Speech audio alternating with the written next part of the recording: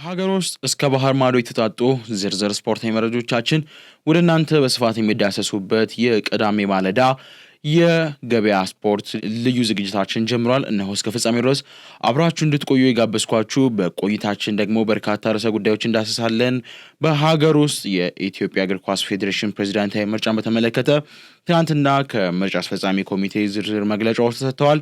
እነሱስ ምን ይመስላሉ የሚሉትን እንመለከታለን። እንዲሁም ደግሞ ከባህር ማዶ ሻገር ስንል ዛሬ የሚደረጉ በርካታ ተጠባቂ የሆኑ የወዳጅነት ጨዋታዎች አሉ። እንዲሁም ደግሞ መሰል ከፊፋ የሰሞኑ ውዝግቦች ጋር በተገናኘ በርካታ የፊፋ ታላላቅ ኃላፊነት ላይ ያሉ ሰዎች በገዛ ፈቃዳቸው ስልጣናቸውን እየለቀቁም ስለመሆኑ ተሰምቷል። ጆዋኒ ኢንፋንቲኖ ጭምር ስልጣኑን ስለመልቀቅ ማሰብ መጀመሩም ተሰምቷል።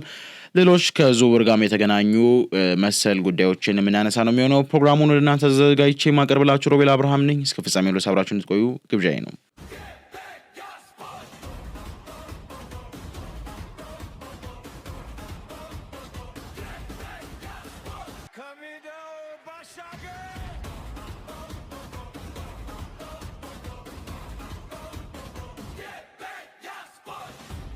የኢትዮጵያ እግር ኳስ ፌዴሬሽን ፕሬዚዳንታዊ ምርጫን በመስከረም 5 2019 ዓ.ም እንደሚያካሂድ አስታውቋል።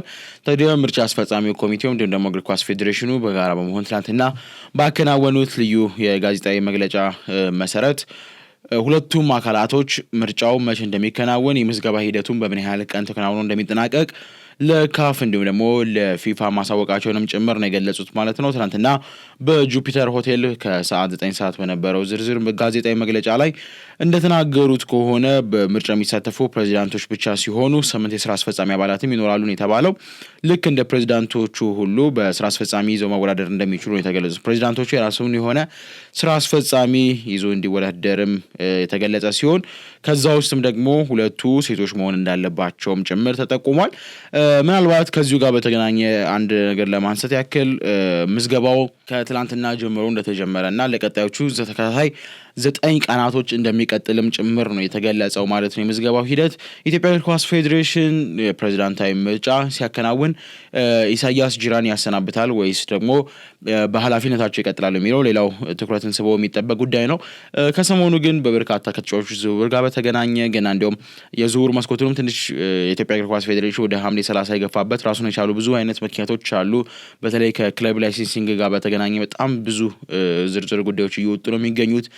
የክለብ ይሄ ብሔር እንዲሁም ደግሞ ሃይማኖትና መሰል ስያሜዎች ያላቸውን ዘርን ከዘር ሃይማኖትን ከሃይማኖት ሌሎችንም ከሌሎች ሊያይ የሚችል አላስፈላጊ የሆኑ ስሞችን ያላቸው ክለቦች እንዲቀይሩ ባስተላለፈው መሰረት የኢትዮጵያ እግር ኳስ ፌዴሬሽን ለመቀየር ሲጥሩ የነበሩ የክለብ ኃላፊዎች ከኃላፊነታቸው እዛ አካባቢ ላይ ባሉ ሹማምንቶች እንደተነሳ ነው እየተሰማ የሚገኘው። ይህንን ደግሞ የተናገሩት የኢትዮጵያ እግር ኳስ ፌዴሬሽን ዋና ስራ አስፈጻሚ የሆኑት አቶ ባህሩ ጥላሁን ናቸው።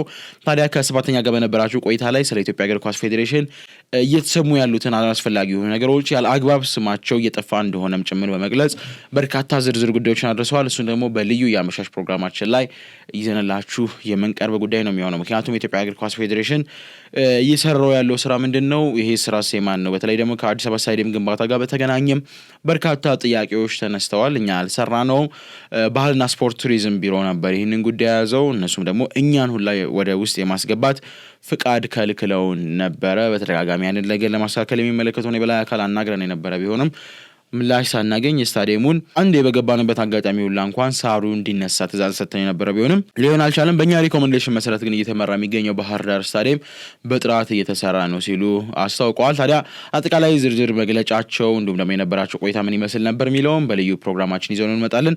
እንደ መረጃ ያህል ግን ይህን ካጋራናችሁ ምናልባት በቀጥታ ወደ ባህር ማዶ ስፖርታዊ መረጃዎቻችን ብናልፍ መልካም ይመስለኛል። ለቼልሲ 2 አስደሳች ዜናዎች በቅስፈት ውስጥ ተሰምተዋል። ትላንትና አመሻሹ ላይ 2 ወሳኝ መረጃዎች ናቸው ለቼልሲ የደረሱት። አንደኛው የምዕራብ ለንደኑ ክለብ ቼልሲ ከቅርብ ጊዜ ወዲህ በ74 የደንብ ጥሰቶች ምክንያት ተከሶ ነበር። ታዲያ በርካታ የነጥብ ቅነሳ እንዲሁም ደግሞ የገንዘብ ቅጣት ይጠብቀዋል ተብሎ እንዲሁም ደግሞ የዝውውር እገዳም ጭምር ይጣልበታል ሲባል የነበረው ቼልሲ ነገሮቹን በትክክል አስኪዶ ከነጥብ እንዲሁም ደግሞ ከዝውውር እገዳ መትረፍ የሚቻልበትም ሁኔታ ነው ያለው ማለት ነው። ግን እንዳጠቃላይ የእንግሊዝ ኤፍ ኤፍኤ ቼልሲ ለፈጸመው የደንብ ጥሰት አጠቃላይ 10 ሚሊዮን ፓውንድ ገንዘብ ቅጣት ሲጥልበት በተጨማሪም የሁለት የዝውውር መስኮቶች ተጫዋቾች እንዳያስፈርም የገደብ እገዳም ተጥሎበታል። ግን ይሄ የሆነው ለታዳጊ ቡድኖቹም እንደሆነ የተገለጸው ማለት ነው። ቅጣቱ ተፈጻሚ የሚሆነው እስከ 2027 ሰኔ ወር ተመሳሳይ የደንብ ጥሰቶችን ከፈጸሙ ብቻ ነው። አጠቃላይ ግን ቼልሲዎች ከዚህ ቀደም ይጣልባቸዋል ተብሎ የ6 ነጥብ ቅነሳ ሌሎች መሰረታዊ ነገሮች ባስገቡት ይግባኝ መሰረት እንደተማሩ ነው የተገለጸው ማለት ነው።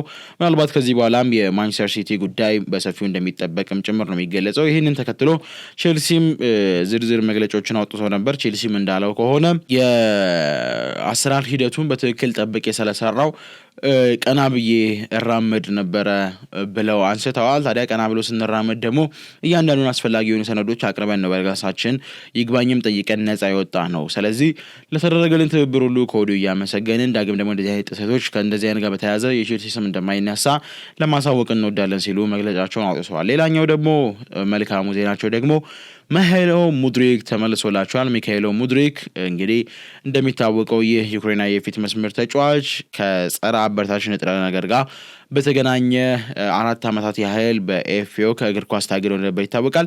ታዲያ ተጫዋቹ በዚህ ዙሪያ ላይ እኔ አልወሰድኩም፣ የወሰድኩትም ደግሞ ምናልባት ካለም በአጋጣሚ ነው እንደ ንጥረ ነገር ደረጃ ወይም ደግሞ በምርመራ ደረጃ ቢረጋገጥ ጉዳዩን ይግባኝ ብዬ ማሳመን እችላለሁ ብሎ ጉዳዩን ወደ ካስ ወይም ደግሞ ወደ ዓለም አቀፍ እግር ኳስ ገላጋይ ፍርድ ቤት ይዞት ሄዶ ነበር። ታዲያ አሁን ላይ ይህ ይግባኙ ተሰሚነት አግኝቶ የነበረበት እገዳ ሙሉ በሙሉ ተነስቶ ዳግም የጨዋታ ፍቃድም የተሰጠው ማለት ነው። ከ2 ዓመታት በኋላም ወደ እግር ኳስ ዳግም የሚመለስ ነው የሚሆነው። በቀጣይ ምናልባት ቼልሲ ወደ ሆንግ ኮንግ አምርቶ በሚያደርጋቸው የቅድመ ውድድር ዘመን ዝግጅቶች ላይ የቡድኑ አባል እንደሚሆንም ነው የተገለጸው ማለት ነው። ሚካኤሎ ሙድሪክም ከእገዳው መነሳት በኋላ በገጹ ላይ እንዳስተላለፈው ከሆነ የህይወቴን በጣም ፈታኙን ወቅት ነበር ያሳለፍኩት። በእነዚህ ዓመታት ከባድ ትክል ነበር በህይወቴ ውስጥ የነበረው። 4 ዓመት እገዳ አሁን ተነስቷል። ተመስገን ነው። አሁን ሜዳ ላይ ለመመለስና ያለኝን ሁሉ ለመስጠት በሚችለው አቅም እጥራለሁ። አሁን ከምንም ነገር ነፃ ነኝ። አውቄ ወይም አስቤ የወሰድኩት ነገር ፈጽሞ ስላልነበረ አሁን ላይ ሙሉ በሙሉ ትኩረቴ ወደ እግር ኳስ ተመልሶ ጠንካራ ስራ መስራት እንጂ ያለፈውን እያስታወስኩ መቆጨትና መጸጸትን አልፈልግም ሲል ነው ማንሳት የቻለው ማለት ነው። ታዲያ እንደ አጠቃላይ በዋነኝነት ደረጃ ከተነሱት እና ወሳኝ ምዕራፎች መካከል ለቼልሲ በ2010-11 እንዲሁም ደግሞ እስከ 2015-16 የውድድር ዘመናት ተፈጸሙ የተባሉት በሩሲያው ቢሊዮነር ሮማን አብራሞቪች ስር ሲመራ የነበረው እና በገለልተኛ ይግባኝ ፍርድ ቤት እንደ አጠቃላይ ጉዳዩ ታይቶ ከ10 ሚሊዮን ብቻ ቅጣት ነገሮች ሁሉ ታልፈው በ74 የተጠረጠሩት ጥሰቶች አሁን ላይ ሰርድ ፓርቲ ኢንቨስትመንት ሳይኖር ሙሉ በሙሉ ነፃ መውጣታቸውን ደግሞ የሚቻ መመለስ የበለጠ ሰላምን የሚሰጣቸው እረፍትን የሚሰጣቸው ምርጥ እንቅልፍን እንዲያይታኙ የሚያደርግ ነው። እንደሚታወቀው ሚቻ ከዓመታት በፊት ከአርሰናል መንጋጋ ተነጥቆ ነበር በ100 ሚሊዮን ዩሮ ወደ ብሪጅ ነው። ታዲያ አርሰናል ገባ ተብሎ ሲጠበቅ የነበረው ቼልሲ መዳረሻው የሆነ ሚካኤሎ ሙድሪክ አርሰናል ላይ ያቺን መብረቃዊ ጎል ካስቆጠረ በኋላ ደብዘው ጠፍቶ ነበር። ዳግም ተመልሶ የምናገኝበት ሁኔታ ግን አሁን ተፈጥሯል። እንግዲህ ሚቻ ትላንትና በስቲያ በነበረውም የማለዳ ዝግጅታችን ላይ ስናነሳው የነበረው የሱ ብዙ የማይረሱ አጋጣሚዎች ነበሩ። በተለይ ደግሞ መኪና እገዳ ተጥሎበት ነበር። ባንክ አካውንቱም ከፕሮሞሽን ጋር በተገናኘ ከኢሜጅ ራይት ጋር በተገናኘ ቅጣት እንደተጣለበትና 2.5 ሚሊዮን ገንዘቡን ማንቀሳቀስ እንዳልቻለም ተገልጾ ነበር። ታዲያ ዛሬ ላይ ግን ህይወት በከባዱ የምትክሰው ይመስላል ያሰቃየችው ሙድሪክ። ከመሸጋገር በኋላ ተመልሰን ስንገናኝ ዛሬ የሚደረጉትን ጨዋታዎችና ሌሎች ስፖርታዊ ጉዳዮችም እንዳሰስ ነው የሚሆነው። አብራችሁን ቆዩ።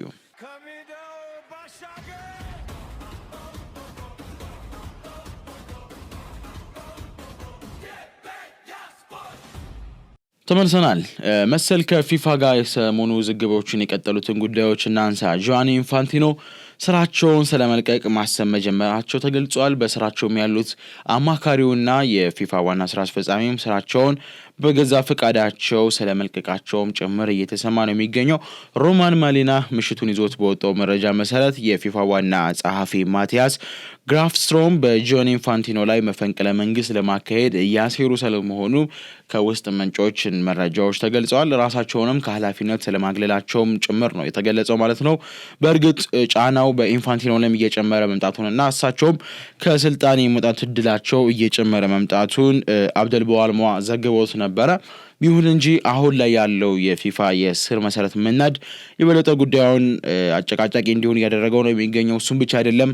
የ70 ዓመቱ የአማካሪ የነበሩት የፊፋ ዓለም ዋንጫ ድርሻ የመሸጥ እቅዱን በመቃወም በገዛ ፈቃዳቸው ከፊፋ የጆዋን ኢንፋንቲኖ አማካሪነት ራሳቸውን ማግለላቸውም ጭምር ነው የተገለጸው ማለት ነው። ፊፋ ንግድን ማሳደድ ሳይሆን ያለበት ስፖርቱን ለቀጣይ ትውልድ ሳይበረዝ ማሸጋገር ኃላፊነት ነው እንጂ ያለበት ራሱን የሚጠቅም ሌሎችን ማገራት ጠቅማሉ በሚል መሰረት ውንጀሎችን ማከናወን አይደለም በማለት ነው በይፋ ሀሳባቸውን ያሳወቁት። እንግዲህ ላለፉት ለ4 ዓመታት ከ11 ወራት አካባቢ ካርሎስ ኮርዲየር እኚህ ሰው በአማካሪነት በፊፋ በከፍተኛ አማካሪነት ሲሰሩ ነበረ። ታዲያ አሁን ላይ ግን ይህንን ጉዳይ በመቃወም በገዛ ፈቃዳቸው ከኃላፊነታቸው መልቀቃቸውም ጭምር የተገለጸው እኔ ኃላፊነት የሚሰማኝ ሰው ነኝ፣ ለቀጣዩ ትውልድ ማስረከብ የምፈልገው ይህንን እውነታ ሳይሆን ትክክለኛውን የእግር ኳስን ስሜት ነው በማለት ነው በገጻቸው ላይ ምሳቸው ያስተላለፉት። በተያያዘም የኤሲያ አህጉር እግር ኳስ ፌዴሬሽን የፊፋን እቅድ አልቀበልም በማለት ሀሳቡን ሙሉ በሙሉ ይፋ ማድረግም ችሏል ማለት ነው። ትናንትና አስቸኳይ ስብሰባ አሁን እየተነጋገርን ባለበት ሰዓት ላይ እየተከናወነ ነው ብለናችሁ ነበር። ዛሬ ላይ አፕዴቱን መልሰን ይዘንላችሁ መተናል ማለት ነው። እንደ አጠቃላይ እስካሁን ድረስ ከ211 ሀገራት 136 ሀገራት እቅዱን በይፋ እንደማይቀበሉ ለፊፋ ማሳወቅ ችሏል ማለት ነው። ይህ ነገር በተወሰነ መንገድ አሁን ላይ እየደበዘዘ የመጣ ጉዳይ ይመስላል። ታዲያ የፊፋ አዲሱ የፈንድራይዝ ጉዳይ ወደ ምን ያደርሰዋል? የጆዋን ኢንፋንቲኖ መጨረሻ ያምራል ወይስ አያምርም? ወይም ደግሞ ማርች 2027 ላይ የሚደረገው ምርጫ የማን የስራ ዘመን የመጨረሻ ይሆናል የሚለው የሚጠበቅ ነው ማለት ነው። ቅዳሜ ኢዝ ባክ። ዛሬ የሚደረጉ ተጠባቂ የአቋም መለኪያ ጨዋታዎች አሉ። 6 ተጠባቂ ወሳኝ መርሃ ግብሮች ይከናወናሉ። ከ6ቱ 5ቱ ደግሞ በፕሪሚየር ሊግ ቶፕ 6 ላይ የምናውቃቸው ቡድኖች ናቸው። ምናልባት ሊቨርፑል ነገር ከሊድስ ጋር ከመጫወቱ ውጪ ዛሬ ሁሉም ክለቦች ጨዋታቸውን የሚከውኑ ነው የሚሆነው። ቀኑ 6 ሰዓት ከ45 ሲል ነው ይህ ተጠባቂ ጨዋታ የሚጀምረው። የሰሜን ለንደን ደርቢ በቼልሲና ቶተናም መካከል በታላቅ ድምቀት የሚከናወን ነው የሚሆነው ማለት ነው። ቼልሲ ረፋር ላይ እንግዲህ የመጀመሪያው ማለት በምንችልበት ደረጃ ፈታኙን ጨዋታ የሚያከናውን ነው የሚሆነው። ሮበርቶ ዲ ዘርቢ ከዣቪ አሎንሶ የሚያደርጉት ተጠባቂ ጨዋታ ነው የሚሆነው ማለት ነው። ሁለቱም የመጀመሪያ ጨዋታቸውን በድል ተወጥቶ ነበር ወደዚህ ምዕራፍ የመጡት። ታዲያ ቶተናሞች አዲስ ያስፈረሙት ማቲያስ ፈርናንዴዝን በጉልበት ጉዳት ምክንያት ግልጋሎቱን የማያገኙ ሲሆን ቼልሲዎችም ደግሞ በሙሉ የአካል ብቃት ጤነኝነት ምናልባትም ደግሞ በአጠቃላይ ከእረፍት ጋር የተገናኙ ተጫዋቾች አሁን ላይ ሙሉ በሙሉ ወደ ቡድኑ ተመልሰው ድንቅና ፉክክር ያለው የበለጠ ደግሞ የአቋም መለኪያ ትክክለኛውን ጨዋታ ጥራት ባለው መንገድ በደርቢ መንገድ እንደሚያስመለክቱን የሚጠበቅ ነው የሚሆነው ማለት ነው። ጨዋታው ቀን 6:45 ሲል ነው የሚጀምረው። ሌላኛው ደግሞ ልክ የጨዋታ እንደተጠናቀቀ 8 ሰዓት ተኩል ሲል ማንቸስተር ሲቲ ከኢንተር ሚላን ጨዋታቸውን ያከናውናሉ። ማንቸስተር ሲቲ ከኢንተር ሚላን የሚያደርጉት ደግሞ ሌላኛው የዕለቱ ተጠባቂ መርሃ ግብር ነው። ኤንዞ ማሬስካን አዲሱ የክለባቸው አሰልጣኝ አድርገው የቀጠሩት ማንቸስተር ሲቲዎች ኢንተር ሚላንን ነው የሚገጡት ማለት ነው። ኢንተር ሚላን የአምናው ስኩዴቶ ባለ ክብር የነበረ ሲሆን በአጠቃላይም ከጊዜ ወደ ጊዜ ከማንቸስተር ሲቲ ጋር በተለይ በፕሪሲዝን ያላቸው ቆይታም የበለጠ ተወዳጅነትን እያገኘ ሆኗል። ታዲያ ይህንን ተከትሎ ሁለቱ ቡድኖች በዛሬው ዕለት ሌላ ወሳኝ መርሃ ግብር ለማድረግ ነው ቀጠሯቸውን የያዙት። በኤንዞ ማሬስካ እየተመሩ የመጀመሪያ ይፋ የወዳጅነት ጨዋታቸውን ዛሬ የሚያከናውኑት ማንቸስተር ሲቲዎች በዛሬው ጨዋታ ላይ ምን አይነት ሁኔታን ያስመለክቱናል የሚለው በጉጉት የሚጠበቅ ጉዳይ ነው ማለት ነው። ልክ የዚህ ጨዋታ መጠናቀቅ እንደተሰማ ደግሞ ሌላኛው ጨዋታ ቀን 10 ሰዓት ሲል ይቀጥላል። ማንቸስተር ዩናይትድ ከአትሌቲኮ ማድሪድ የሚያደርጉት ሌላኛው ወሳኝና ተጠባቂ የአቋም መለኪያ መርሃ ግብር ነው። የወዳጅነት ጨዋታ ለሁለቱ ቡድኖች ምን አይነት አንድምታ ትርጉም ይሰጠዋል የሚለው የሚጠበቅ ነው። አትሌቲኮ ማድሪድ የመጨረሻውን ጨዋታ 4-1 ሲያሸንፍ፣ ማንቸስተር ዩናይትድ ደግሞ የመጨረሻውን ጨዋታ 6-0 ነበር በሆነ ውጤት ረትቶ የመጡት። ታዲያ ሄታፌን እና ሬክስሃምን እንዲሁም ደግሞ ሮዘንበርግን ረምርሞ የመጣው ማንቸስተር ዩናይትድ በዛሬው ዕለት በስዊድን ስትሮበሪ አሬና በሚደረገው መርሃ ግብር ምን አይነት እንቅስቃሴን አስመልክተው ውጤት ይዘው ይወጣሉ የሚለው የሚጠበቅ ጉዳይ ነው የሚሆነው። ምሽት 1 ሰዓት ሲል ጆዜ ሞሪኒዮን በመቅጠር በርካታ ተጫዋቾችን በማስፈረም ለቀጣዩ ውድድር ዓመት በሚገባ እየተዘጋጁ የሚገኙት ሪያል ማድሪዶች ከጣሊያኑ ፊዮረንቲና ጋራ ምሽት 1 ሰዓት ሲል የአቋም መለኪያ ወዳጅነት ጨዋታቸውን የሚያከናውኑ የሚሆነው። ምሽቱ 2 ሰዓት ሲል ደግሞ የክርስቲያኖ ሮናልዶ አልናስር ከኤሰር አማዶር ጋራ ጨዋታውን ያከናውናል። ክርስቲያኖ ሮናልዶ እንደሚታወቀው በዓለም ዋንጫው 2 ሳምንትን ያህል ወደ ቤቱ ሂዶ አላረፈም። ወዲያውኑ ክለቡ የቅድመ ውድድር ዝግጅቱ እንደጀመረ ነበር ቡድኑ ሂዶ የተቀላቀለው።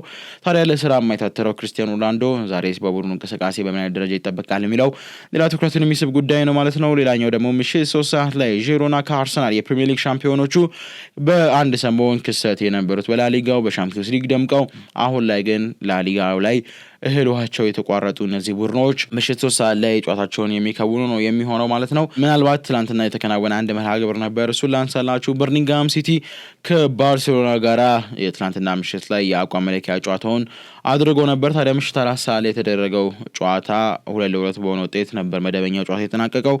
ለባርሴሎናም ደግሞ ከመመራት ተነስቶ ጎሎችን ማስቆጠር የቻለው አብደልካሪም ነው በ42ኛ ደቂቃ በፍጹም ቅጣት ምት፣ እንዲሁም ደግሞ 60ኛ ደቂቃ ላይ በጨዋታ ነበር ያስቆጠረው። ታዲያ የእንግሊዝ ሻምፒዮንሺፖቹ ቡድን በርሚንግሃሞች በጨዋታ ላይ ለቀድሞ ተጫዋቻቸው ጁዴ ቤሊንግሃም ስታዲየም ተገኝተው ስለተመለከተ ልዩ ድጋፋቸውንም ሲያስመለክቱት ነበረ። በጨዋታው መደበኛ ደቂቃ 2-2 በተጠናቀቁን ተከትለው በተሰጠ የመለያ ምት በርሚንግሃም ሲቲ ባርሴሎናን 3-2 በሆነ ውጤት በማሸነፍ የመጀመሪያ ፕሪሲዝን ጨዋታውን በድል ማጠናቀቅ ችሏል ማለት ነው። በመጨረሻም 2 የዝውውር መረጃዎችን እናንሳ። ከአርሰናል ቤት አንወጣም። አርሰናል ቤት 2 ወሳኝ ዝውውሮችን ሊፈጽም ስለመቃረቡም ነው የተገለጸው። ትናንትና ምሽት ላይ ሃንድ ኦፍ አርሰናል ይዞት በወጣው መረጃ መሰረት አርሰናል ከብሩኖ ጉማሬሽ እንዲሁም ደግሞ ከቪኒ ጁኒየር ጋራ በመርህ ደረጃ ከስምምነት ላይ መድረሳቸው ተሰምቷል። ከወኪሉ ጋራ ከቪኒ ወኪል ጋራ ሙሉ በሙሉ ስምምነት ላይ እንደደረሱም ጭምር ነው ይሄ ለአርሰናል ቅርበት ያለው መረጃ ምንጭ ማጋራት የቻለው። ታዲያ ወኪሉ በዚህ ጉዳይ ላይ ተስማማ እንጂ ቪኒ የመጨረሻውን ውሳኔ አላሳለፈም። ታዲያ ከሪያል ማድሪድ ወይ ፈርም ወይ ቶ ተብሎ የተሰጠውን ኮንትራት የማይቀበል ከሆነ ቀጣይ መዳረሻው አርሰናል ሊሆን እንደሚችል በርካቶች በፐርሰንት ደረጃ ቁጥሩን ከፍ አድርገውት እንደያዙትም ጭምር ነው እየተመለከትን ያለ ነው። ሌላኛው ደግሞ ብሩኖ ጉማሬሽ ነው። የብሩኖ ጉማሬሽ ዝውውር ቢበዛ ከዛኔ እንደማያልፍ ይመስለኛል። ምክንያቱም በአጠቃላይ ሂደቱ ላይ እንደተመለከትነው ከሆነ ከስምምነት ለመድረስ ሙሉ በሙሉ መቃረባቸውም ጭምር ነው የተገለጸው። በቃል ስምምነት በሁለቱም ቡድኖች መካከል ስምምነትም እንዳለ ነው እየተገለጸ የሚገኘው ማለት ነው። ምናልባት አንድ መረጃ በዚሁ ላጋራችሁ። በተለይ ከሪያል ማድሪድ ጋር በተገናኘ የአንዲያሜንዴ ወደ ስፍራው ያቀናል ተብሎ ተጠብቆ የነበረ ቢሆንም አሁን ላይ ግን በሁለቱ ክለቦች መካከል እየተደረገ ያለው ድርድር በተወሰነ መንገድ መቀዛቀዙን የበለጠም ዝውውሩ ከመጠናቀቁ ይልቅ ደግሞ ወደ መፋረሱ እየተቃረበ እንደሆነም ጭምር የተገለጸ የሚገኘው ፋብሪዚዮ ሄርዊጎ ብሎ አታስቡ ብሎ የነበረ ቢሆንም ከፍሎሪያን ፕሌቲበርግ አልፎ እንዲሁም ደግሞ ከዴቪድ ኦርንስቴድ ጋራ ከመረጃ ጥራት ጋር በተገናኘ ውድድር ውስጥ የገባበት ሰሞን ነበር። ታዲያ ይህ መረጃ ምናልባት ኮላፕስ ያደርጋሉ የሚለው በሌላው በጉጉት የሚጠበቅ ጉዳይ ነው የሚሆነው። አሁን ላይ ግን መረጃዎች እንደወጡት ከሆነ የዝውውሩ መፈጸም ሂደት አጣብቂኝ ስለ መግባቱም ጭምር ነው የተገለጸው። ስታደምጡ የቆያችሁት የሐምሌ 25 የዕለተ ቅዳሜ የስፖርታዊ ዝግጅታችን ነበረ። ከገበያ ስፖርት ጋራ መረጃዎቹ ወደ እናንተ እያደረስኩኝ ሮቤል አብርሃም ቆየሁኝ። መልካም ቀን።